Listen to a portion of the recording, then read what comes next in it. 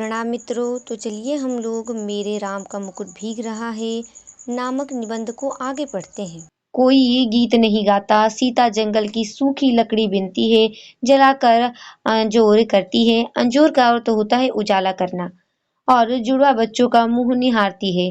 दूध की तरह अपमान की ज्वाला में चित कूद पड़ने के लिए उफनता है और बच्चों की प्यारी और मासूम सूरत देखते ही उस पर पानी के छींटे पड़ जाते हैं। उफान दब जाता है।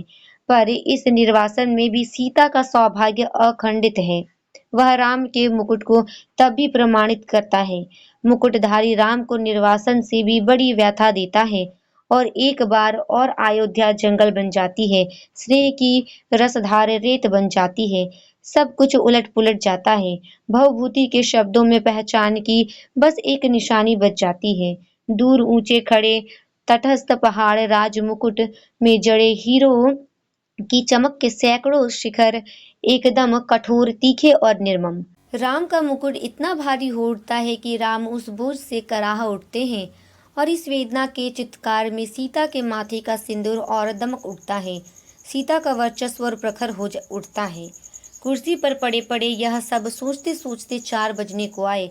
इतने में दरवाजे पर हल्की सी दस्तक पड़ी।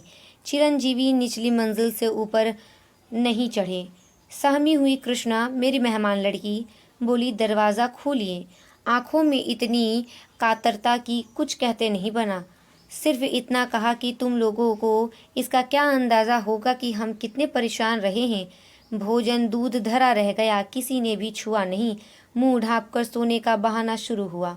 मैं भी स्वस्ति की सांस लेकर बिस्तर पर पड़ा, पर अर्धचेतन अवस्था में फिर जहाँ खोया हुआ था वहीं लौट गया। अपने लड़के घर लौट आए, बारिश से नहीं संगीत से भीग कर। मेरी दादी नानी के गीतों के राम, लखन और सीता अभी भी वन वन भीग रहे हैं। तेज बारिश में पेड़ की छाया और दुखद हो जाती है। पेड़ की हर पत्ती से टप टप बूंदे टपकने लगती है। तने पर टीके तो उसके हर नस नस से आप्लावित होकर बारिश पीठ गलाने लगती है। जाने कब से मेरे राम भीग रहे हैं और बादल है कि मूसलाधार ढरकाए चले जा रहे हैं। इतने में मन में एक चोर धीरे से फुसफुसाता है, हे राम, तुम्हारे कब से हुए? तुम जिसकी बुनाहट पहचान में नहीं आती, जिसके व्यक्तित्व के ताने बाने तार तार होकर अलग हो गए हैं। तुम्हारे कहे जाने वाले कोई भी हो सकते हैं कि वह तुम कह रहे हो, मेरे राम। और चोर की बात सच लगती है। मन कितना बटा हुआ है, मनचाही और अनचाही दोनों तरह की बाजार चीजों में। दूसरे कुछ पतियाएं भी, पर अपने ही भीतर प्रतीति नहीं होती कि मैं किसी का हूँ या कोई मेरा है। पर दूसरी ओर यह भी सोचता हूँ कि क्या बार बार विचित्र से अन अनमनेपन में अकारण चिंता किसी के लिए होती है? वह चिंता क्या पराये के लिए होती है?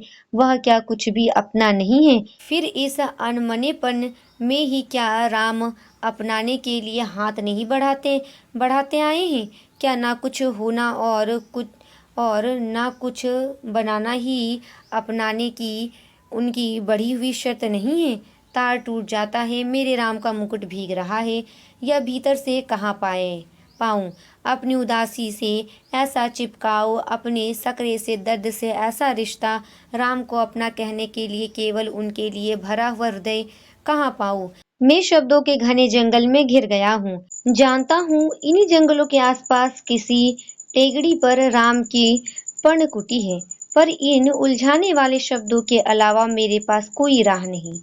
शायद सामने उपस्थित अपने ही मनोराज्य के युवराज, अपने बचे खुचे स्नेह के पात्र, अपने भविष्य के संकट की चिंता में राम के निर्वासन का जो ध्यान आ जाता है, उनसे भी अधिक एक बिजली से जगमगाते शहर में एक पढ़ी लिखी चंद दिनों की मेहमान लड़की के एक रात कुछ देर से लौटने पर अकारण चिंता हो जाती है।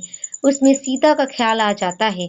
वह राम के मुकुट या सीता के सिंदूर के भीगने की आशंका से जोड़े।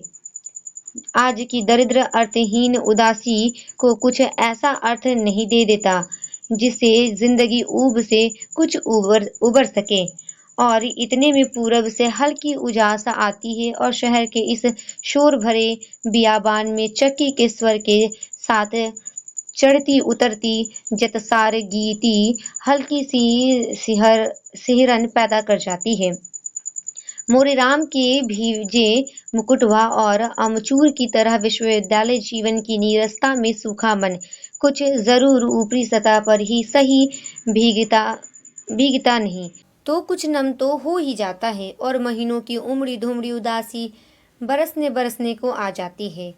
बरस ना पाए यह अलग बात है, कुछ भीतर भाव हो तब ना बरसे, पर बरसने का यह भाव जिस ओर से आ रहा है उधर राह होनी चाहिए। इतनी असंख्य कौशल्याओं के कंठ में बसी हुई जो एक अरूप ध्वनिमय कौशल्या है, अपनी सृष्टि के संकट में उसके सतत उत्कर्ष के लिए आकुल उस कौशल्या की ओर, उस मानवीय संवेदना की ओर ही कहीं राह है, घास के नीचे दबी हुई। पर उस घास की महिमा अपरंपार है। उसे तो आज वन्य पशुओं का राजकीय संरक्षित क्षेत्र बनाया जा रहा है। नीचे ढकी हुई राह तो सैलानियों के घूमने के लिए, वन्य पशुओं के प्रदर्शन के लिए, फोटो खिंचवाने वालों की चमकती छवि यात्राओं के लिए बहुत ही रमणीय स्थली बनाई जा रही है। उस राह पर तुलसी और उनके मानस के नाम पर बड़े-बड़े तमाशे होंगे, फुलझड़ियां दगेगी, सैर सपाटे होंगे, पर वह राह ढकी ही रह जाएगी। केवल चक्की का स्वर, श्रम का स्वर, ढलती रात में, भीगती रात में अनसोए वात्सल्य का स्वर राह तलाशता रहेगा। किस और राम मुड़े होंगे बारिश से बचने के लिए, किस और बता दो सखी। यहीं पर यह निबंध समाप्त होता है। धन्यवाद।